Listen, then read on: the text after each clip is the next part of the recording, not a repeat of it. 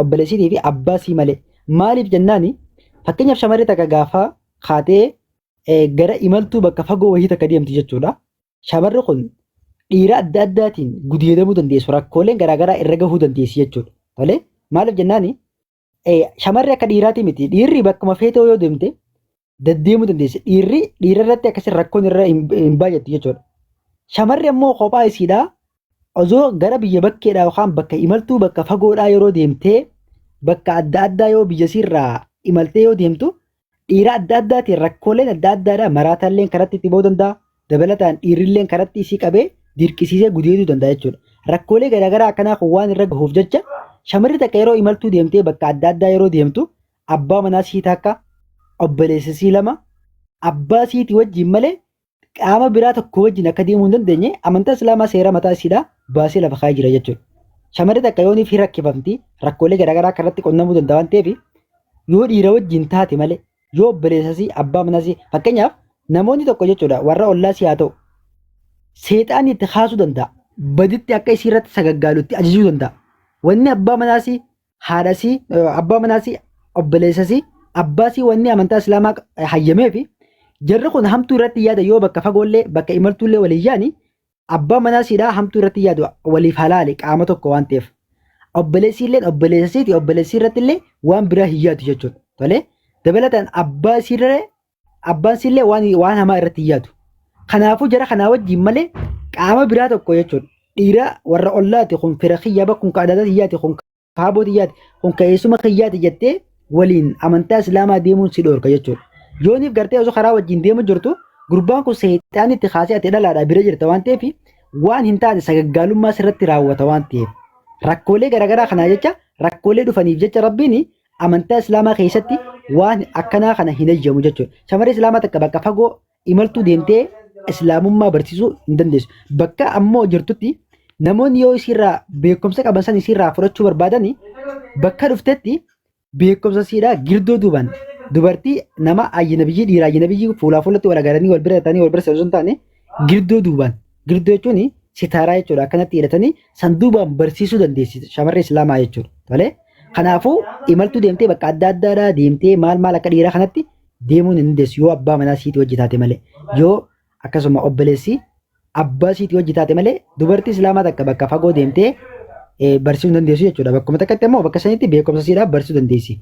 Waan rabbiin sii barsiise jechuudha. Sanuu fuulaa fuulatti wal harkanii wal bira ta'anii akka gartee barumsa laatiin barumsa ammayyaa kana wal keessa yaa'anii shamaraaf dhiirri barata osoo hin taane girdoo duuban siraataan barsiisuu dandeessi jechuudha. Osoonii fi gartee qaamaa wal biratti dhiyaatanii wal barsiisuu hin taane girdoo duuban shamarri islaamaa takka ilmii qabdu nama qabduuf qooduu dandeessi jechuudha obboleettii. Beekumsa qabdu jechuudha. Yani sababni rakkoowwan isirra gahuu danda'uuf sababa isaan dhoggame jechuudha. Uummatni isaa akkasuma hubattee gara rakkoolee garaagaraa waan irra gahuuf jecha namoonni shamara kana beekte shamarri siinii mootillee dhiiraaf shamarri yeroo warreen maal akka walirra raawwatu maal seexaanii maal akkasii ajaju gartee dhiiraaf shamara jechuudha irra salphaan seexaanii itti si danda'u bakka shamaraatti jechuudha. Shamara takka wajjin shamara gartee obboleettii hin tahin haboote hin tahin adadate hin tahin takka wajjin yoo teessu shamarra ayyinabii takka wajjin yoo teessu ayyinabii jechuun shamara siif waa takka hin taane jechuudha. Shamara obboleettii hin tahin shamara si ati fuudhuu dandeessu jechuudha walumaa galatti. Shamara sanii wajjin yoo teesse hakkam fadhe seexaanni bakka sanis waan hin taane sagaggaalummaa sakaasa jechuudha. Akka sagaggaalummaa adda addaati gartee shamara sanii irratti hin raawwanne jecha amantaa islaamaa seera mataa isii baastee seera san lafa keessa jechuudha.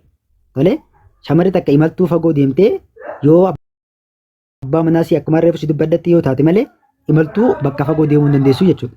Kanaaf rakkoolee garaagaraa waan irra gahuuf jechuu danda'uuf jecha sagaggaalummaan irratti raawwatamuu gudeedummaan gochi adda addaa irratti raawwatamuu waan danda'uuf jecha tolee dubartiin takka imaltuuf bakka fagoo deemuu dandeessu. Mee fakkeenya tokko si fudhadha. Dubartiin takka jechuudha biyya suudii jechuudha. Biyya suudiidha shamara biyya lafaa karaa lafaatiin imaltuu deemtee cidha jira jechuudha. Tolee karaa kanatti waan adda addaa isii qunnama. Waan adda addaatu isii qunnamuu danda'a. Shamara duutuufaa jira jechuudha. Biyya keeyyattu anu namoota meeqaa meeqa kaniin beeku jechuudha. Warra ollaa kiyyaa kaa deeme shamarra nama karatti dallaalli hundi gudeedee warri karaa wajjin deeman hundi gudeedee karatti ajjeesan nama meeqaa meeqaa jira jechuudha. Kuni maaliif jennaani akkaataa isiin silaa seera shari'aa cabsitee deemte maaliif jennaan amantaa islaamaa keessa biyya fagoo sana akkasitti imaltuu deemtee bakka hin taane waan adda addaatiif saaxiluun gaarii miti. Kanaaf amantaa islaamaadha waan isii fayyadu islaamummaa amantaa islaamaa kabajaa dubartii islaamaa kabajaa dubartii islaamaati takka faara tokko. Yoo dubartii islaamaa bakka fagoo bakka gartee imaltuu dheeraa yoo deemte dhiiroti adda addaa wanni adda addaa rakkoon adda addaa irratti raawwatamuu dandeessi. Kanaafuu amantaa islaamaa keessatti dubartiin takka bakka fagoo akkuma amma fakkeenyaaf shamarree yeroo bosuutti deemtu tun karatti duuti tun karatti gartee dhiira adda addaatiin gudeedama rorrolleen garaagaraa rakkoon hamaan irratti gahaa biyyaa baati jechuudha. Shamaraa akkasitti suutii deemtu jira jechuudha. Kana hunda hidhoo erga amantaa islaamaa maaliif jennaan akka dararaa fi hammeenyi dilli sun gochi suukanneessaan akkasii sun akka isirratti raawwatamne jecha amantaa islaamaadhaa mirga dubartiitii eeguuf jecha amantaa islaamaa mirga kana kana baase jechuudha. Dubartiin takka bakka fagoo deemuu hin dandeessu. Dhiirri amma yoo deemte jechuudha. Dhiirri yoo deemte waan takka hojii irra hin geenye yoo rakkuma beelaatii fi rakkuma garaagaraa taate malee rakkoon akkasiidhaa irra gahuu hin danda'u jechuudha. Akka shamaraatii miti dhiirri. Ammoo shamarri waan adda addaatii irra gahuu dandeessi. Waan adda addaa gudeedamuu dandeessi karatti dhiirri garaagaraa duriyyeen garaagaraa isiirratti waan hin taane raawwachuu danda'a jechuudha. Akka dhiiraati miti dubartiin. Kanaaf amantaa islaamaa mirga dubartii eeguuf jecha dubartiin takka bakka fagoo akka deemuu hin dandeenye abbaa manaa isiitiif haadha isii obboleessi akkasuma abbaasii malee bakka fagoo kan dandeenye dhoorkee jechuudha giifti. Walaa galatoomii baay'ee naaf deebistee jirta. Ammallee gaafiin biraa qaba.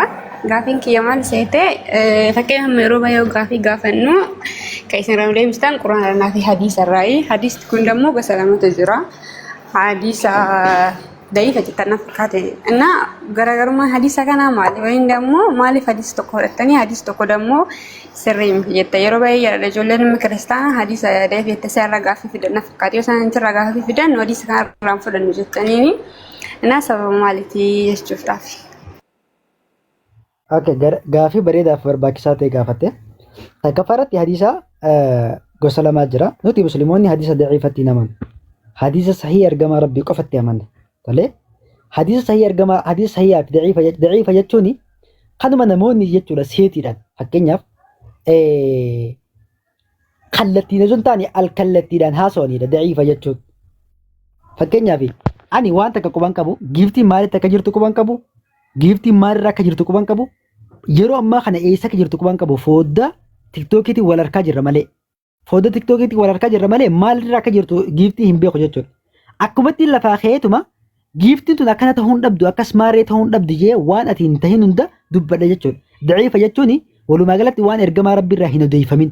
Waan namoonni seetiidhaan ergamaa rabbii akkas ta'uu hin dhabu Nabi Muhammad sallallahu alaihi wasallam akkas ta'uu hin dhabu maal jaanii shakkiidhaan waa barreessan jechuudha. Hadiisa sahii jechuun ammoo hadiisa ergamoonni saabanni ergamaa rabbiidha salawaatu rabbi salaamaalee ergamaa rabbii fuulatti ta'anii fuulatti irraa barreessan jechuudha. Hadiisa sahii ragaa qabatamaa hadiisa sanadaan wanni isaa hundinuu ergamaa rabbiitti galu salawaatu rabbi salaamaalee hadiisa akkasii saniin sahii nuti musliimoonni kan itti amannu hadiisa fuulatti ergamaa rabbiirraa barreeffame ergamaa rabbiirraa odeeffame sahii kan ta'e jechuudha. Ragaa qabatamaa saabaan ergamaa rabbiidha. Ergamaa rabbiirraa odeessanii ergamaa rabbiirraa barreessan warra saniin sayyajan. Kaawwammoo akkuma seetiidhaan fuulatti ozoonii fi ergamaa rabbiitti wal nagarin seetiidhaan ergamaa rabbii akkas ta'uu hin dhabu waan akkas ta'uu hin dhabu ta'uu hin dhabdu wayii gartee miti. Hadiisa da'iifa jechuun walumaa galatti akkasiif galuuf hin akkana jee tolee. Hadiisa sahii jechuun ammoo hadiisa ergamaa rabbiitiin fuulatti taa'ame irraa barreeffame jechuudha. Ragaa qabatamaa irraa ergamaa rabbiirraa barreeffamuusaa ergamaa rabbiirraa isnaanni isaadhaa wanni isaa hundinuu ergamaa rabbiitti galu hadiisa ni sayyajan. Nuti musliimoonni da'iifa osoo hin taane hadiisa sahii ergamaa rabbiirraa odeeffame hadiisa sanitti amanna jechuudha. Tolee hadiisa da'iifa jechuun hadiisa ergamaa rabbiirraa hin odeeffamin jechuudha. Hadiisa ergamaa rabbiirraa hin odeeffamin hadiisa shakkii qabu jechuudha walumaa galatti. Baay'inaan kalee gen kan gaafate maal akka ta'e beektaa hadiisa amma isin ragaarraa fudhatan kana jechuun inni hadiisi sun qaxxaa Nabi Muhammad irraa barreeffamuu isaa maal ragaa qabdan. Yaani kun illee da'iifa ta'uu isaa maaliin beektanii ka dhugaa kan jettan kana hoo qaxxitaan namoonni geessan Nabi Muhammad waliin turan barreessuu isaanii maaliin beektanii dhagaafii ji'a. Okay bareeda. Hadiisa ergamaa rabbiidha salawaatu rabbi salaamu alayhi wanni hin beeknuuni sahabaa ergamaa rabbii barreessuu isaaniitti hin beekne. Fakkeenyaaf Abdallah ibn Abbaas jira warra sahabaa ergamaa rabbiidha warra babbeekamoo warra ergamaa rabbii irraa odeessanii Anas bin Maalik warra sahabaa ergamaa rabbiidha barattoota ergamaa rabbii warra nama himu jiru kuni barattoota ergamaa rabbiiti jechuudha. Akkuma Yesuus Kiristoos barattoota 12 qabutti Nabii Muhammad illee barattoota isaanii irraa tatta'anii irraa barreessaa turan. Hadiisa kana barreessanii hadiisa sahiha jechuudha. Daciifa jechuun waan ergamaa rabbiiti walitti hin dhiyaanne ergamaa rabbii akkas ta'uu dhabu seetiidhaan waa barreeffamu kallattiin sun taane kallattiin barreeffamu jechuudha. Hadiisa ergamaa rabbii jechuudha. Hadiisa ergamaa rabbii irraa odeeffame wanni beeknuun hadiisa ergamaa rabbii sahabaan ergamaa rabbii barreesse. Fakkeenyaaf namni tokko jechuudha ana bira taa'ee yoo abbaan caalii yookaan fakkeenyaaf abbaa caalii bira taa'ee yooniifiin abbaa caalii irraa baradhe seenaa abbaa caalii irraa qoradhe waan abbaan caalii irraa natti himu yoom qoradhe irraa guutummaa isaadhaa waan san barreessa jechuudha. Yooniif gartee ani bakka fagoo jiraanne fakkeenyaaf an biyya biraan jira abbaa caalii illee biyya biraa jira jechuudha. Biyya inni jiru kana akkumatti abbaan caalii akkas ta'uu dhabu jee seenaa osan barreessa akkumatti barreessu sun taane abbaa caaliitti fuulatti wal agarree abbaa caalii irraa barreessa jechuudha waan san jechuudha. Tolee sahabaan ergamaa rabbiidha warreen siila kaa'u kuni Abdullahi ibn Abbas akkasuma Anas bin Malik namooti hedduu Abu Hurayraa warra jaamiin kana jechuudha. Abu Hurayraa jechuudhaan warra hadiisa ergamaa rabbiirraa odeessan jechuudha. Warra ergamaa rabbiirraa hadiisa barreessan. Warra kana fuulatti ergamaa rabbiirraa waan barreessan waan beeknuuf jecha hadiisa sahii ergamaa rabbii ta'uu isaa beekne jechuudha. Hadiisni inni dubbatu sun ergamaa rabbiidhaa hadiisa ofii isaatirraa kaasee dubbatu sun taane hadiisa waan rabbiin isa beeksise tolee waan rabbiin gara isaatti waahii godhe dubbatu. Nabi Muhammad sallallahu alaihi wasallam وما ينطق عن الهوى إن هو إلا وحي يوحى فلا لب سر وان تكلم دبتن وان ربين غرساتي وحي غد ملي فلا لب سر هين دبتن نيجو وان غرتي غرساتي وان ارغما ربي برتو تبرسيسو وان ارغما ربي دا تدبتو وان كان فوديتي الرابر ريسن جتو تولي اي عمر فا معاذ فاجر معاذ بن جبل فاجر صحابه ارغما ربي دا وان الرابر ريسن وان صحابون ارغما ربي الرابر ريسن كنا زبنا كنيا كنا علماء ني ولتي كما فكنيا وراك بخاري فا Bukhari saya Muslim saya Bukhari hayattu kana gartee miti sahaba waan ergamaa rabbii irraa gaafa san barreeffamanii warri amma ulamaan keenya yookaan beektonni keenya hadiisa jalqaba barattoonni ergamaa rabbii irraa barreessan sani walitti qaban jechuudha bakka takkatti walitti qabanii ammaan kana nuun dhaqqaban jechuudha hadiisa nuti irraan kan irraa barannee irraa barsiisaa jiru kuni hadiisa gartee sahabaan ergamaa rabbii irraa barreessanii hadiisa sahih kan isin jookun sahabaa ergamaa rabbii irraa barreessanii sahabaa ergamaa rabbii irraa barreessanii waan sahabaan ergamaa rabbii barreessan san warreen akka Bukhaarii kunfaan walitti qabanii arraan kana nuti barannee irraa barsiisaa jira jechuudha. Kanaafuu ergamaa rabbii irraa odeeffamuu isaadhaa wanni beeknuuni sahabaan ergamaa rabbii irraa waan ergamaa rabbii jeerraa waan barreessaniif barattoonni ergamaa rabbii waan barreessaniif jecha ergamaa rabbii irraa odeeffamuu isaa beeknaa jechuudha. Wanni inni barsiisu ammas barsiisni isaadhaa waan haqaa waan dhugaa waan ta'eef waan quraanaa wajjin wal qabataa waan ta'eef jecha waan ergamaa rabbiidhaa salaatu rabbi salaam alee hada lubbuu isaarraa waan takka illee dubbatu akkuma reefu si keessatti waan gara isaatti waahii godhame malee waan rabbiin isatti waahii godhame malee hada lubbuu isaarraa waan takka hin dubbatu beekumsa rabbiin waan rabbiin isa beeksise malee akkuma lafaa kaatee ergamaa rabbiidhaa hin dubbatu waan ta'eef kanaafuu ergamaa rabbiirraa barreeffamuu isaadhaa haala saniin beeknaa jechuudha. Daciifa jechuun ammoo shakkiidhaan ergamaa rabbii akkas ta'uu hin dhabu maarree ta'uu hin dhabu jaanii kallattiin sun taane alkallattiidhaan waan dubbatamuuf beeyna daciifaa fi sahiha akkasitti adda baasnee beeynaa jechuudha. Waan ergamaa rabbii hin dubbatin ergamaa rabbii dubbateef yaa jaanii irra kaa'u warroota jibboota amantaa islaamaa qaban faatu hadiisa akkasii barreesse jechuudha. Tole waan ergamaa rabbii hin dubbatin ergamaa rabbii akkas yaan jaanii warra dubbatan warra akkasii san hadiisa daciifaa ergamaa rabbii hin dubbatin adda baasnee beeynaa jechuudha musliimoonni. Hayya shigalatoomi naaf deebistee akka shigalatooma. Galatoomi atillee. Oke, amma gaafii takkan gaafadhamee ture isaanii tokko jiraate. Garuu ammallee gaafiin qaba. Gaafiin kun garuu wal na harkaadha hamma adrii yoo kasii galata kan deebistaa. Haalli akkam naguma? Ishi tufa fi gifti. Koi nagaa itti. Yeroo nama dhufu itti. Koi gifti na dhufu. Waan na gaafi mareef si gaafadhe san keessaa reefi mana jette turte nabiyyoonni biyya hundarrattuu nabiyyiin ergamee jira naan jettee turte. طيب نبي تقبلت دمو دالو تبرات جراسين ينن حاجة نبي براد فوتي سير نبي سنين بولانين انجت قام جرو القصص سيغا فدا فكان يخيرو كانت تجسورا سير نبي محمد بولا مسلمون هندنو كا الدنيا رجلو هندنو جسور سير حال صلاة ثاني توكو صوم ثاني توكو انت هندي ثاني توكو جسور دراني سان دمو نبيين توكتي يعني كالا منداف ارغمي هندو نبي محمد ملي طيب يا سيد نبي هندنو رغا بي هنداف ارغمي haalli kitaabni isaanii san ture kun garagara garagara ergatee geessan musliimoonni geessan turan jechuudha. Rabbi tokkichatti haamanii malee haalli isaan ittiin salaata turan dammoo wal fallisuu danda'a jedhu yoo asin galtaate wal qabsiisinaaf deebisi. Okay. Seerri nabiyyi Muhammadiif kennamee fi seerri nabiyyoota kanaan duraatiif kenname garaagaraa jettee moo mee irra deebinaa ibsa godhe xiqqisho dhiifama. Qalbiitiin wanta jiru gochaa ture. Irra deebii ibsa naa godhe gifti. La fakkeenyaaf amma seerri amma jiru amma seerri musliimoonni itti mul'atu kun seera nabii Muhammadii miti. Seera nabii Muhammad kun dammoo addunyaa martinuu seera isaatiin bulaa jirti. Duraan garuu nabiyyiin addunyaa hundaaf ergame hin jiru. Nabiyyoonni hundinuu biyya irratti ergamaaf turanii miire. Inni gidee sanitti amma fakkeenyaaf yeroo ammaa kana yoo fudhatte salaanni addunyaa hundarratti salaatamu wayin biyya Arabaa ta'ee Itoophiyaa ta'ee hundi isaatiiyyuu tokkuma jechuudha. Kan isaan gargariin salaatanillee soomni isaanillee tokkuma. Yeroo duraanii san hoo nabiyyiin tokkichi kan addunyaaf ergame hin jiru waan ta'eef yeroo duraanii san jechuudha. Kitaabni nabiyyoota hundaaf ergame sunniin wal dhibaa yaani musliimoonni biyya garaagaraa jiran garaagara salaatammoo tokko kitaabni isaanii jechuudhaaf. Kan duraanis gaafate kan ammaa osoo hin taane jechuudha.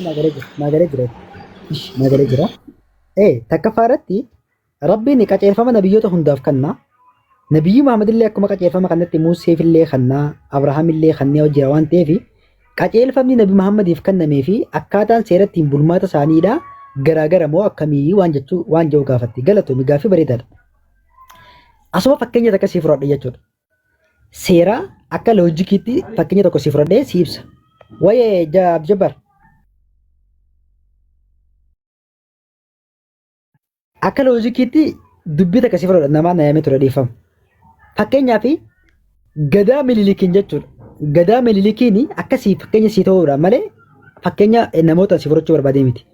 Gadaa mililik sirna mililikiin gaafa mootummaa Dr. Abiyyi amma aangoorra jiru ni bultaa akka akkas jedhuuti ati gaaffiin kee. Abiyyi jechuudha. Naagalee jira hin beeka naagalee jira abshirsii deebisa. Fakkeenyaaf Abiyyi jechuudha. Abiyyi mataa isaa sirna mataa isaa caasaa mataa isaadhaa ofiisaatii diriirfatee seera mataa isaadhaa baasa.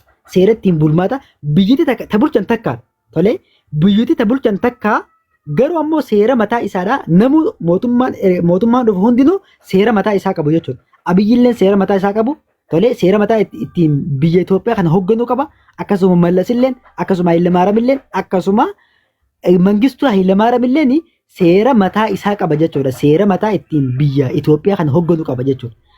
Caasaa Abiyyi dhufee caasaa Minilikiin hin bulchu yookaan sirna Minilikiin hin bulchu. Akkasuma Mangistuu Hayilamaariyaam dhufee sirna Hayilamaariyaam dhufee sirna Mangistuu Hayilamaariyaamiin hin bulchu. Mallasilleen sirna wantaatiin sirna Abiyyiitiin hin bulchu jechuudha. Caasaatti wal dabraa bula. Itoophiyaan ta bulchan Itoophiyaan takkittuma. Tolee garuu ammoo sirna adda addaatiin bulchu jechuudha. Tarsiimoo mataa isaanii kan ittiin biyya kana hoogganan yookaan biyya kana bulchan namuu mootummaan tokko kan Itoophiyaatti dhufu tarsiimoo mataa isaa qaba jechuudha.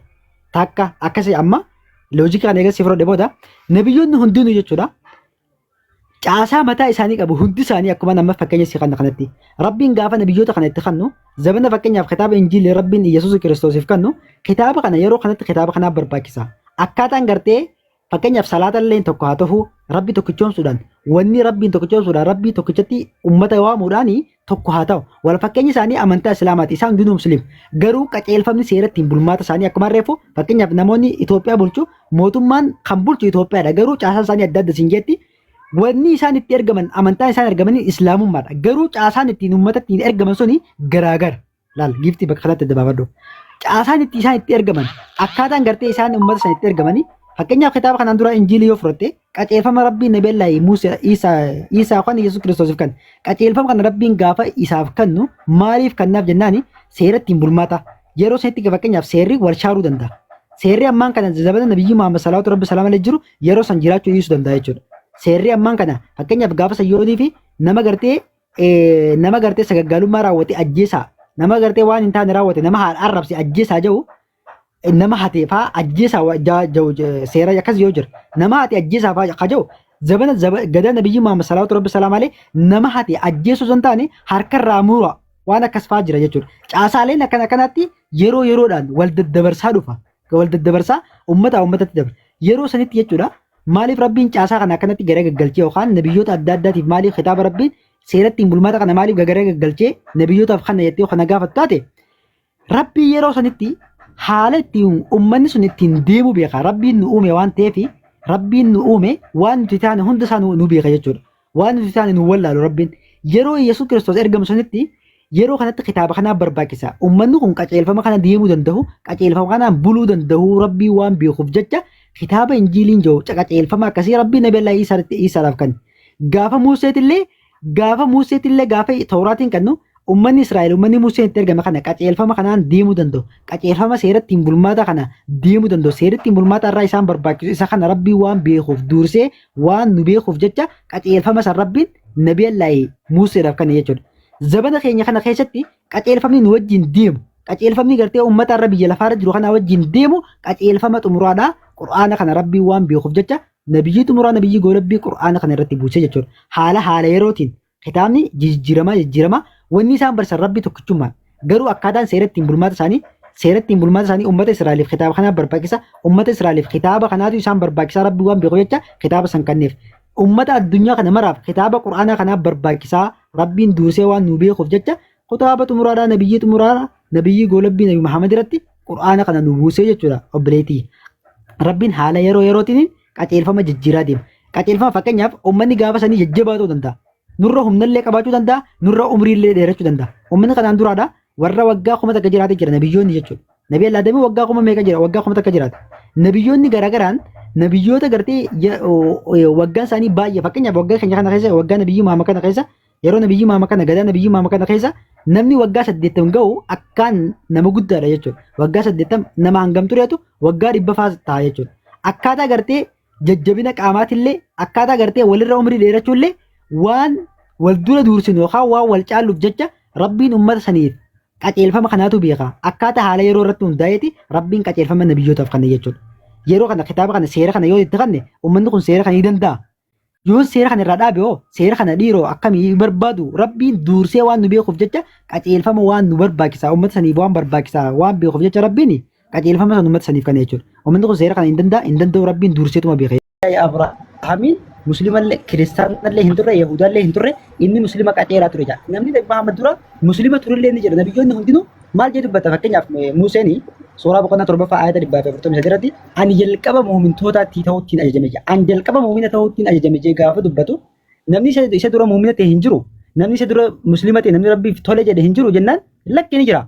Garuu nama ummata itti ergame san keessaa jechuudha. Ummata inni keessaa ergame san keessaa namni jalqaba Rabbiif tole jedhee ummata itti yaamuu eegale.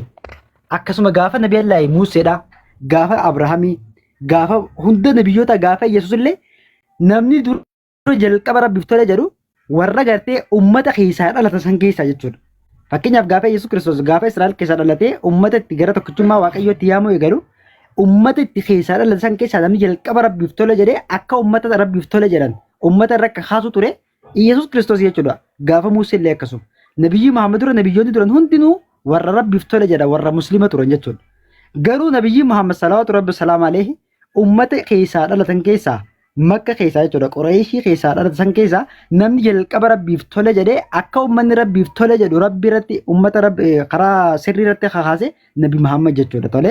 Kanaafuu ummata keessaa dhalatan keessaa jechuudha malee warri isa duraa musliima hin ture jechuudha miti. Ifti. Eessi ta'ee naaf galeera kanuma wal qabatee jechuudha. Lammisalee nabiyyoonni ergaman hundi isaanii walirraa fageenya qabanii hundi isaanii iyyuu erga nabiyyoonni kun immoo ajaja qabatee dhufa wayiin immoo haala ittiin bulmaata isaanii kitaabni jara waliin kennameef hin jira. Tayyib iddoo kanatti fakkeenya nabiyyiin tokko dhufee nabiyyiin tokko erga deemee booda immoo iddoo kanaan dhaloonni biraa hin jira jechuudha. Dhaloonni kunoo musliima rabbitti amananii bulan jechuu hin danda'ama. Miknyaatu nabiyyiin tokko gisee ergamu jechuu dhaloota gisee san jiru irratti. Yani sifirlee yaada fakkeenyaaf nabii Isaan dhaloota keessa hin jirutti uummata Israa'eliif ergame haa jennu. Erganii deemee booda immoo wannaatu jira. Yani sa'aatii wayiin immoo hoggaa wayiitu dhaloota biraas hedduu isaanii jira jechuudha. Ta'ibi namoonni sun amantii maalii hordofaa turan? Musliima kan yoo taate maaliin deemaa turan? Kitaaba kamiin itti fayyadamaa turan jechuudha. Yoo siif kan nafdees. Okay, bareedaadha. Takkaffaa irratti jechuudha. Rabbiin yeroo dubbatu maal jaa? Cufa uummata hundaa keessatti nabiyyoota erganii jira. Nabiyyoota san yeroo ergu Rabbiin qajeelfama nabiyyoota saniif kan erga jechuudha. Qajeelfamni suni hanga gartee nabiyyiin biraa duubaan dhufutti uummanni qajeelfama saniin buluu qaba jechuudha. Tole qaceelfama kitaaba fakkeenyaaf kitaaba Yesuus Kiristoosiin kanname nabiyala Isaa booda yookaan Yesuus Kiristoos booda nabiyyiin ergame yookaan nabiyyiin dhufe nabi Muhammadidha salaatu rabbi salaam alayhi. Hanga nabiyyiin Muhammad qaceelfama biraatiin ergamutti ummanni saniin duraadhaa qaceelfama nabiyala Isaadhaaf kannameen buluu qabu. Tole qaceelfamni sunillee qaceelfama rabbii tokkicha ta'uu rabbiin tokkicha malee kan biraa akka waaqeffamne waan ta'eef jecha kanaafuu rabbiin jalqaba gaafa nabiyyoota ergu qaceelfama san kan ni erga. Hanga qaceelfama san qaceelfama biraatiin bakka buusutti ummanni jiru yeroo sanitti jechuudha. Qaceelfama nabiyyoota saniif kanneen buluu qaba. Tole seerattiin bulmaata qaceelfama nabiyyoota isaan duraa kanname buluu qaba. Fakkeenyaaf Nabi Muhammad salaatu rabbi salaam alayhi arraan kana lubbuu hin jiran jechuudha. Nabi Muhammad salaatu rabbi salaam alayhi qaceelfama isaan nu bira dhiisanii deemanii jira. Qaceelfama Quraana hadiisa sahih isaanii jecha isaaniitii fi jecha rabbiidhaa kan isaan nu barsanii nu bira dhiisanii deemanii jira jechuudha. Hanga guyyaa qiyaamaatti qaceelfama kanaan bulla jechuudha musliimoonni jechuudha. Qaceelfama saniin duraatiin bulla rabbiin ummata hunda keessatti rabbiin maal jaa walaqad ba'asnaa fi kulli ummatin rasuulan an i'budu allaha wajtanibu xaaquuta. Cufa ummata hundaa keessatti rabbiin kulli ummata hundaa keessatti ergamoota erginee jira jaa rabbiin. Ergamoonni kun maaliif ergaman jennaan rabbii gadi waan gabbaramarraa waan rabbii gadi waaqeffamarraa fagaadhaa rabbiin tokkicha qofa waaqessaa jechuudhaatti ergaman. Nabiyyoonni kun gaafa ergaman hundinuu qaceelfama mataa isaanii qabu. Museen qaceelfama qaba, Abrahaam qaceelfama qaba, tole Daawit qaceelfama qaba, Yesuus illee qaceelfama qaba. Ummanni itti ergaman sanii qaceelfama nabiyallaahi Museedhaaf qaceelfama Museedhaaf kan nameen bulu qaba ummanni Museetti ergame. Hanga qaceelfama Yesuus Kiristoos yookaan haaromsi qaceelfama Musee haaromsu bakka buufamutti qaceelfama saniin bulu qabu jechuudha ummanni. Hanga gartee Yesuus Kiristoos dhufutti qaceelfama saniin qaceelfama Museetiin bulaa turan ummanni. Tole kitaaba Tooraatiin jaamu jechuudha. Hanga Yesuus Kiristoos eega ergame booda qaceelfama Museedhaa hin shaare. Qaceelfama haariyaa dhufe jechuudha. Qaceelfama haariyaa kanaan buluu qabu ummanni. Warri Yesuus Kiristoositti ergame qaceelfama haariyaa bakka buufame bakka kitaaba Museen buufame kana qaceelfama kana hordofuu qabu. Achirraa hanga nabiyyi Muhammad salaatu rabbi salaama dhufutti qaceelfama Yesuus Kiristoos alayhi salaamiitiin buluu qabu jechuudha. Ummanni nabiyallaahi Isaa yookaan Yesuus Kiristoositti ergamen qaceelfama inni rabbirraa gara ummataa dhufeen buluu qabanii jechuudha geefte. Akkas. Qaceelfamni qaceelfama bakka buufamaa dhufe Quraana xumuraa nabiyyi xumuraa irratti buufame jechuudha. Kana booda qaceelfamni qaceelfama kana booda hin jiru. Hanga guyyaa qiyaamaatti qaceelfama seeratti hin bulmaata kanaan nu tajaajila jechuudha. Quraana nabiyyi xumuraa nabiyyi golabbii nabi Muhammad irratti buufame. Shayaan yoo akka dhageerraa sin gaafadhe maal fiyatte roba yoo nabiyyiin tokko yoo akka ergamu taate haga nabiyyiin sun lafa san jiruuf itti fayyadama kitaabni suni erga nabiyyiin sun lafa kanarraa deemi kitaabni sun illee hin barreeffama yaani waan biraatti makamu achirraa haga nabiyyiin biraa dhufutti dhaloonni uumamu ittiin gaafatamu fayyadamu yoo dhageef si gaafadhe. Gaafa biraan qaban mallee.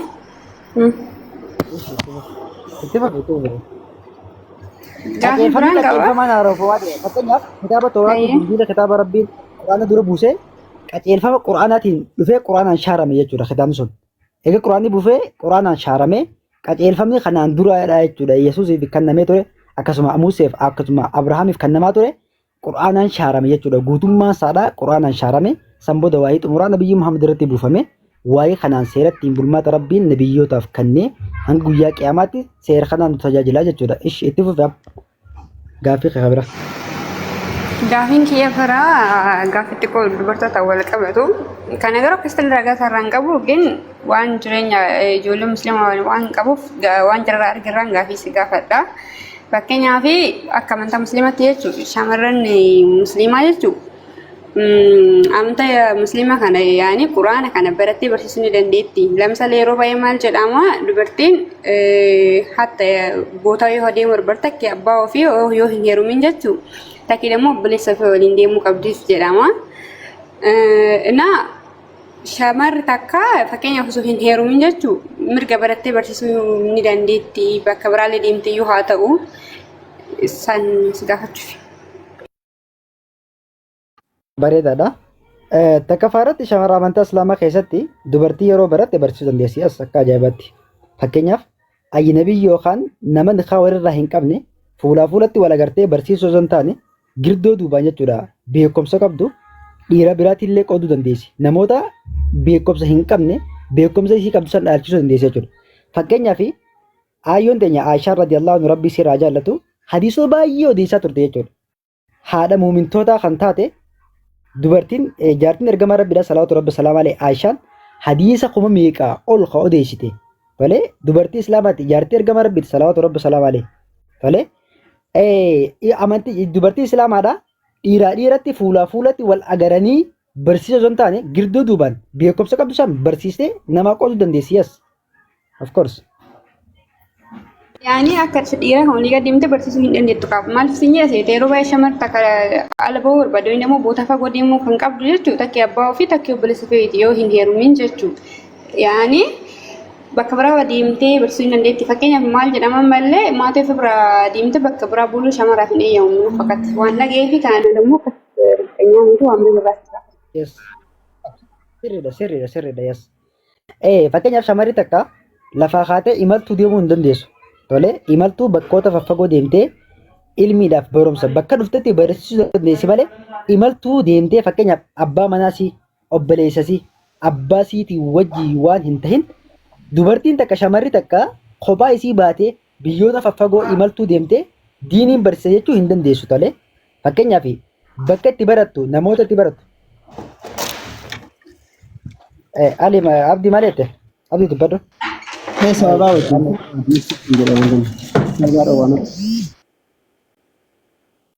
Okay. Fakkeenyaaf wanti takka jechuudha. Shamarree islaamaa takka jechuudha. Gaafa kophaa baatee bakka deemtu yookaan bakka imaltuu bakka faffagoo deemtu jechuudha. Shamarree islaamaa takka. Waan adda addaa. Ali maa sobda? Yeroo takka boona mee maa sobda? Maa sobda dubartii musliimaa isa barsiiftee itti amma ammaatti. Ishi yeroo takka obsi yeroo takka tasgabbaa'ee obsi yeroo sasaabe.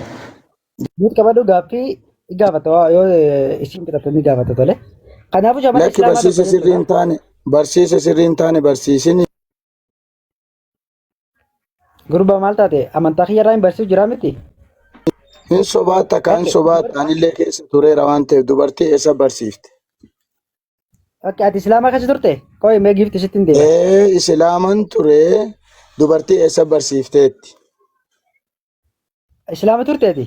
Dura qoy gaachira. Islaaman ture eessa barsiifte dubartiin siin jedhaa jira. Inni biraa immoo quraanaan barsiifni duraa suni yookiin immoo injiilfaa shaaramaniiru eessatti jedha. Quraanaan shaarame bakka jedhu ragaa qabdaa? Boruu kana nama obaafu.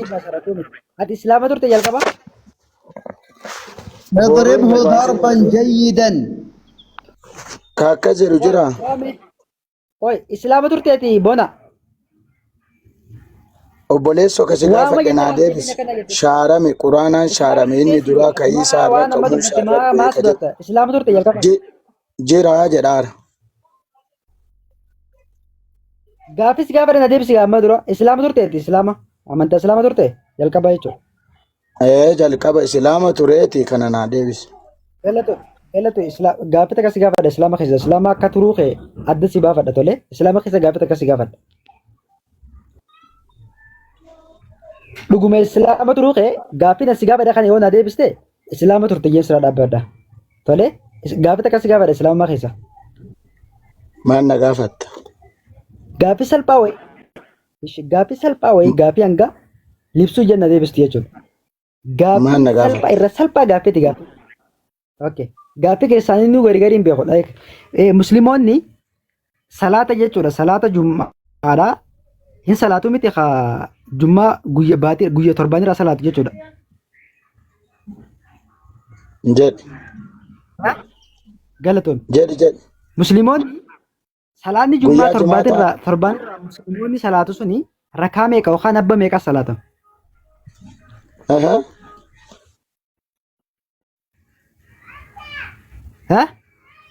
Maal jette abbaa? Salaanni torbaan irraa musliimoonni salaatu irra salphaa gaaffiiti kiristaanonni ni beeka jee yaada waan kanaan. Salaanni musliimoonni torbaan irraa salaatu kuna salaata jum'aa kan jaamu kana habba meeqa salaatama? 4 moo 5 moo 6 moo meeqa? 4.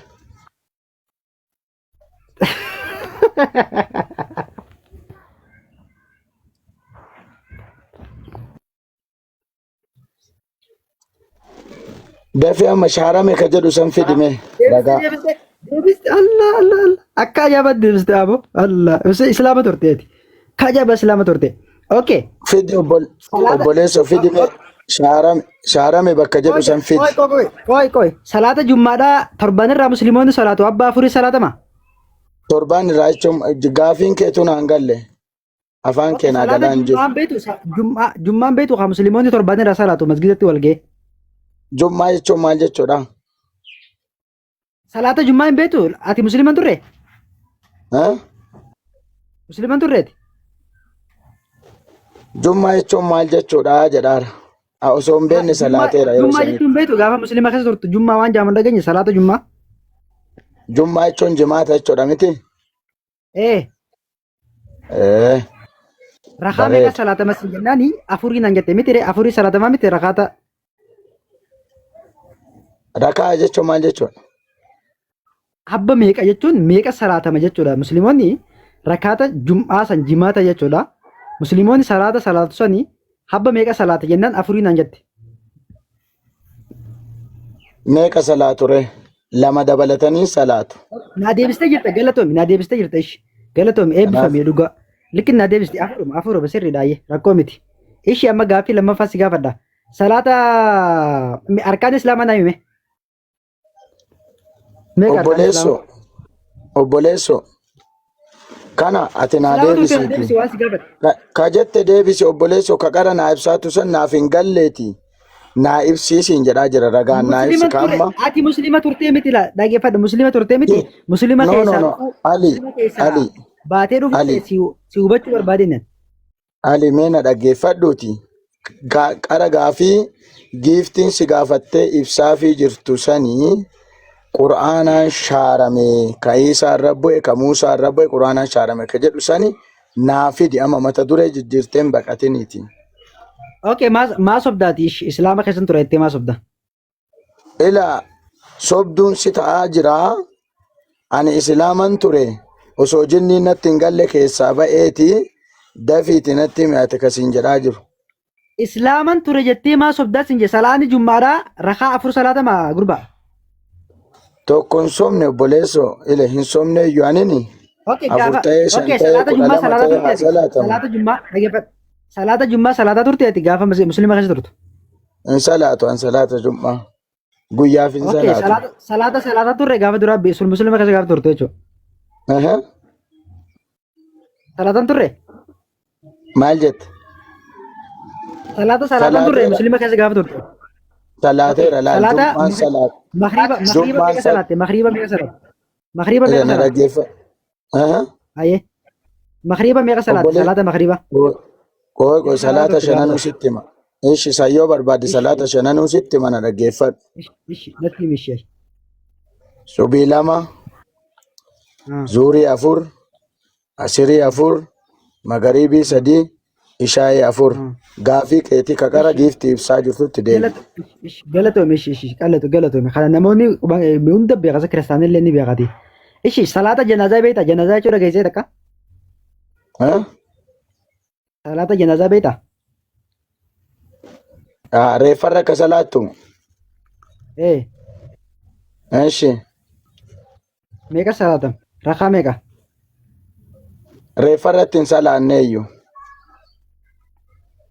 Musliiman turre jechuudhaati. Rakaa meeqa salaatama? Abba meeqa irratti Reeffarratti hin salaannee obboleessoo. Reeffarratti hin salaannee jedhaara.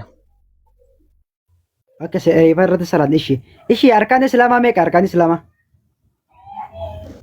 Ka biraa dhiisii ka gara ibsaa turtetti deebi'e obboleessa biraa baqataa jirta. Arkaan islaamaa na ibsi arkaan islaamaa na ibsi arkaan islaamaa meeqa? Hin beeku. Hin beeku ka ibsaa kenaa ibsa.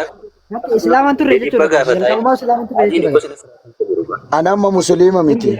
An fayyee jira ka dura deebisaa turte sani shaarame ka jedhu fidee Arkaan islaamaa meeqa gurbaa? Arkaan islaamaa meeqa sin jecha jira? Arkaan islaamaa meeqa? Idi obboleessoo ka gara shaarame jettee barsiisaa jirtu booruu obaasaa jirtu sani calaliitee dafinatti. Arkaan islaamaa meeqa gurbaa? Islaama keessa turte yoo ta'e arkaan islaamaa na ibsiti. Inki jibiniiti sitti meera kana kiristaanninuu beeku kana kiristaanninuu beeka hidhaati gaafii jalaa hin baqatiniiti. Ani islaama haa ta'u islaama ta'uu haa dhabaadhu shaaramee quraanaan shaarame bakka jedhu san fidiis hin jechaa jira. arkaanni islaamaa meeqa gurbaa islaaman ture jettee maa sobda maqaa kunin amantii islaamaa jaanjaama gurbichi.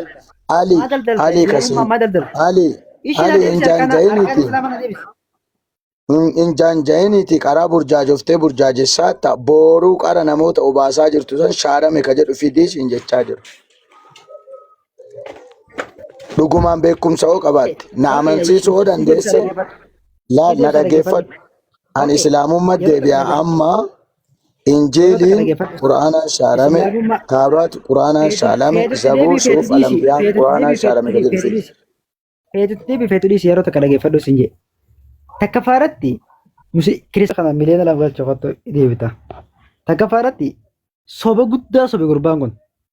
Salaata Jum'aa Musliimoonni salaatu rakaa meeqa nuun jee? Rakaa meeqa nuun jee? Rakaa 4 salaatamaa nuun jee. Islaama ture akka nama wajjin dhaggeeffadhaa. Nama islaama tureetitu salaata Jum'aa Musliimoonni torban irraa salaatu rakaa 4 salaatamaa nuun jee jechuudha. Islaama amma kun islaama ture. Arkaan islaamaa gaafannaan ni wallaal. Salaata janazaa salaannaa gaafannaan ni wallaal. Hatta yoo salaatuu baateehu nama du'e irratti salaatuu baateehu gurratti hin dhagaa salaanni janazaa akkamitti akka salaatamu tole muslima keessa yoo ture ta'e jechuudha. Dhuguma islaamummaa keessa ture yoo ta'e islaamummaa irraa waa beeka yoo ta'e waa galee fi achi dhaqee yoo ta'e yoo birriif hin ta'e maaltu akka salaatamu akkamitti akka salaatamu salaata janazaa ni dhagaa jechuudha. Tole kanaafuu kijiba guddaa sobe jechuudha. Amantaa namaatiin daldalu amantaa namaatti fakkaatanii maqaa amantaa islaamaatii irraa hin dhufe jedhanii birrii ittiin nyaachuu barte pheenxeetti.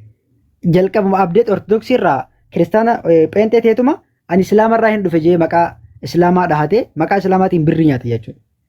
Ozuma islaamummaa irraa gaafatan arkaana islaamaa arkaana gartee kiristaanonni ni beeku. Arkaan islaamaa jechuun kiristaanonni nu hanga tokko ni beeka jechuudha. Warri tokko tokko harkaan islaamaa meeqa akka ta'e ni bahan. Harkaan islaamaa gaafannaan wallaalee jechuudha. Nama kanaatu islaama keessa hin dhufe jee achi dubbata jechuudha. Tole. Okay. Gifti gaaffii kakaree bosona irratti mee na yaadachiisi. Gidduutti gurbaan kun wanti godhe. Sitti deebi'e amma. Waa'ee gaafiin kiyyaa waa'ee shamarran irratti gaafadhee ture.